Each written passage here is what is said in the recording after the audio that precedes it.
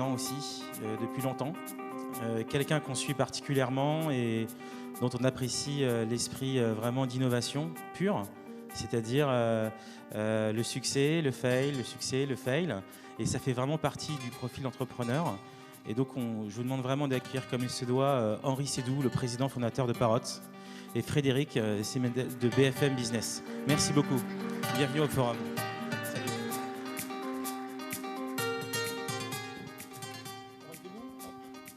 Bonjour à tous, bienvenue ce matin, on va parler d'innovation. Bonjour Henri, merci Bonjour. d'être avec nous. On vous réserve même une petite surprise d'ici quelques minutes. Alors Henri, Cédric vient de le dire, le Parrot c'est de l'innovation. Alors on vous connaît un peu plus depuis 2-3 ans, on a parlé un peu plus des drones, mais l'innovation, chez vous, elle s'organise depuis longtemps. Je rappelle, Parrot, c'est quand même aujourd'hui près de 240 millions d'euros de chiffre d'affaires. C'est 850 collaborateurs à travers le monde. On imagine beaucoup de chercheurs, d'inventeurs, d'innovateurs. Et vous en êtes le premier. Alors, comment ça s'organise d'abord chez vous, l'innovation ?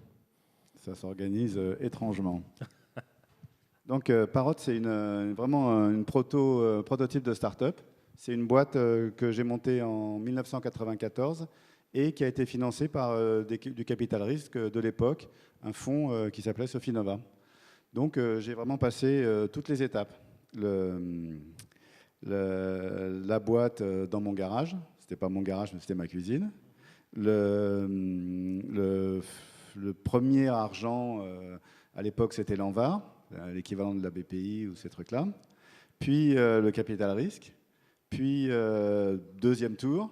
Et puis troisième tour, les capital risque, on ne pouvait plus, le truc qui ne marchait pas. Puis ça a marché. Puis la bourse. Et puis après, il dit comment tu fais une boîte qui dure, qui est en bourse et qui se développe. Et donc, je me suis dit, moi, ce que je sais faire, c'est des startups. Et donc, dans Parrot, j'ai créé des startups, des micro-équipes pour développer des projets qui sont techniquement en ligne avec ce qu'on sait faire, mais qui sont très innovants sur le produit et les nouveaux marchés. C'est pour ça qu'il est difficile de résumer Parrot à un seul produit, parce que ça va de l'oreillette Bluetooth dans la voiture, ça va au drone que l'on connaît aujourd'hui. Parrot, c'est une boîte qui est à l'origine une boîte qui est spécialisée dans le traitement de signal. Donc c'est du soft technique et une boîte de télécom. Et on est devenu le leader du téléphone en voiture. Quand vous achetez une Golf, une voiture japonaise ou une voiture américaine, très souvent, c'est Parrot qui fait le Bluetooth ou le Wi-Fi dans la voiture. Voilà, déjà au départ de la voiture connectée. Alors comment ça s'organise ? Voilà, parce que j'imagine pour avoir des startups en interne, voilà, il y a une organisation en termes de management, il y a une organisation aussi en termes de financement, de rentabilité. Voilà, comment on décide, tiens, tel projet, on en fait une équipe projet, puis on se lance. Mais ça, c'est une bonne question, parce que ce qu'il faut bien voir, c'est que l'innovation, c'est très très dur. C'est pas du tout un truc marrant où l'avenir est rose. L'innovation, il faut bien voir qu'il s'agit de faire des produits nouveaux sur des marchés qui n'existent pas. Il y a beaucoup d'opinions. Il faut vraiment se lancer. C'est très très difficile. Et dans une entreprise, tout fait que c'est très dur vraiment d'innover. Et donc, il faut que ce soit le boss, une personne qui a l'autorité, qui dit non, on va faire ça, on va tenter ça. Maintenant, nous, comment on le finance ? Nous, on finance nos innovations. La boîte est rentable depuis 12 ans, elle a un trésor de guerre Sur les 850 collaborateurs, il y a combien d'ingénieurs qui cherchent, qui développent ? Il doit y avoir à peu près 450 ingénieurs chez Parrot. Donc une bonne partie ils travaillent pour des clients et une petite partie crée justement ces startups. Mais il faut bien voir que ces startups dans la boîte, au fond, elles sont improbables. C'est ça l'innovation, c'est vraiment de chercher des choses qui existeront, mais qui ne sont pas évidentes. Alors, comment ça se passe ? Vous avez parlé des équipements dans les voitures, des technologies autour du signal. Un jour, quelqu'un va vous parler du drone. Un autre jour, il y en a l'un des succès aussi de Parrot. On a beaucoup parlé dans le grand public, c'est cette fleur. Enfin, non, c'est pas un thermostat, c'est un capteur connecté qu'on met dans son pot de fleurs pour savoir quand il faut l'arroser. Vous avez quelqu'un qui débarque dans votre bureau, qui arrive. j'ai une innovation, Tout est une histoire différente. Les drones, l'idée, c'est que nous, on faisait donc des produits qui marchent avec les téléphones portables. Et on s'est dit, qu'est-ce qui va être le futur du téléphone portable? Qu'est-ce qui va... donc le téléphone portable, ça va se déployer dans tous les domaines, comme l'ordinateur, comme le PC. Et donc on s'est dit, ça serait quoi un jeu vidéo avec un téléphone portable? Un jeu vidéo avec un téléphone portable, un jeu vidéo en vrai. C'est comme ça qu'on a commencé à faire ces petits robots, et avec l'idée de étendre l'écosystème, enfin de faire un truc dans l'écosystème du téléphone portable qui soit de l'ordre du jeu vidéo, parce que moi je crois que le téléphone portable c'est un acteur hyper important du jeu vidéo comme l'a été l'ordinateur. Donc c'est vraiment imaginer, à partir du téléphone portable, c'est imaginer voilà, tous les champs possibles. Et je reviens sur mon histoire de capteur dans mes pots de fleurs. Voilà, ça vient d'où Ça vient de l'Internet des objets.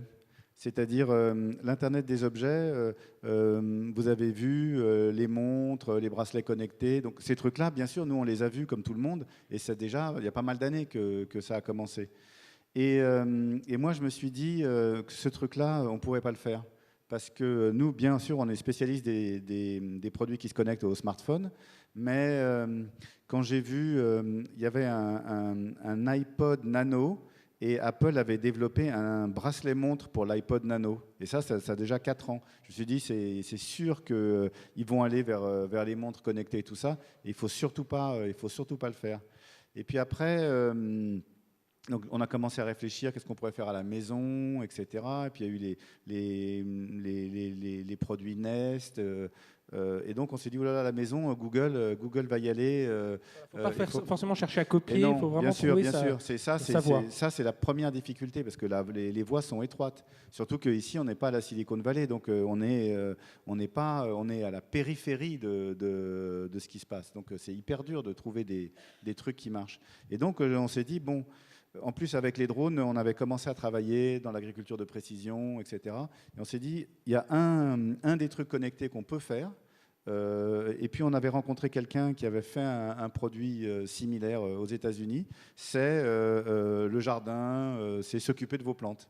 Et donc, c'est comme ça qu'on a fait Flower Power. Et alors, on va le découvrir tout de suite. Alors, c'est un lancement aujourd'hui. Hein, vous l'avez en 2 mots. Donc, nous, on s'est dit, on va faire des drones. Et pour faire des jeux vidéo, parce que les gens ont des téléphones jeunes et qui vont jouer avec. Et ça a été très long et très délicat de trouver le produit. Et donc, on a finalement fait des trucs plus grand public que les premiers drones qu'on avait fait, qui s'appellent les mini-drones. Les mini-drones, c'est un succès extraordinaire. On en fabrique, moins que ce qu'on peut en vendre. Ça se vend comme des petits pains, surtout aux États-Unis. Et là, on présente un nouveau drone qui s'appelle le Bebop Drone. Il s'appelle le Bebop Drone. Voilà, vous allez le découvrir en images tout de suite. C'est le lancement aujourd'hui. Ce sont les premières images que vous découvrez. Alors elles sont en situation, il y a une situation dans l'escalade, il y a une situation en VTT, on va les découvrir tout de suite. Voilà, le Bebop Drone. Alors, parlez-nous un peu de cette aventure, de ce produit. Donc ce que vous allez voir, c'est un film qui a été fait par les ingénieurs. Donc, tout ce que vous voyez là, c'est des ingénieurs Parrot qui testent le drone Parrot.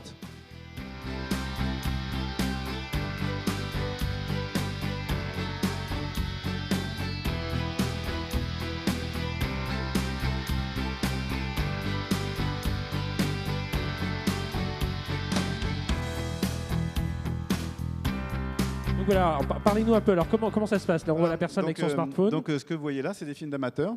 Donc, les amateurs sont des ingénieurs Parrot, mais c'est des films d'amateurs. Et donc, c'est à ça que servent ces drones-là. C'est des GoPro volantes. C'est une caméra volante. Et avec un drone, vous faites tout de suite des belles images.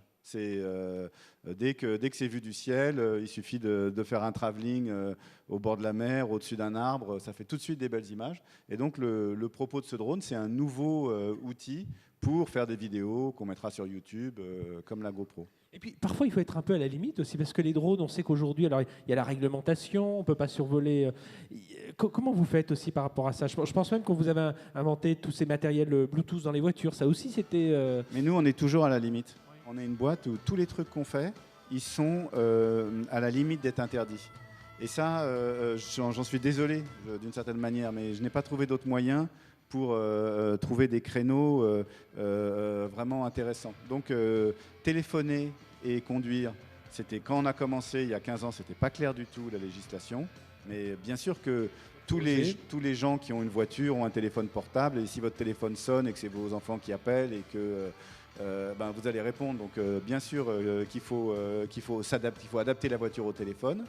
Et le drone, c'est la même chose. C'est pas évident. Est-ce qu'on a le droit de faire voler On a vu ces plusieurs drones-là affaires de jeunes qui voulaient survoler leur ville pour faire des belles photos et voilà, il y a une législation derrière. Bon, en tout cas, voilà, ça c'est les produits. Eh bien, les drones, c'est pour une part, c'est l'avenir de l'aviation.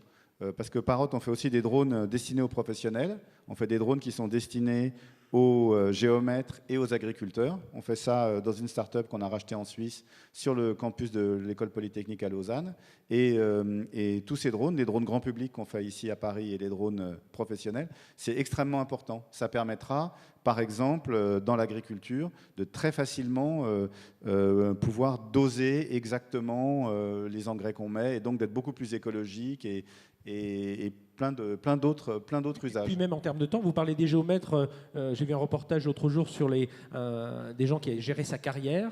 Et alors qu'avant, il fallait 3 géomètres sur 3 semaines pour avoir l'état de sa carrière, avec un drone, voilà, en une journée, on a tout ça, on a les images 3D. Et c'est des drones Parrot. Parrot est le leader mondial des drones pour géomètres et j'espère des drones bientôt pour l'agriculture.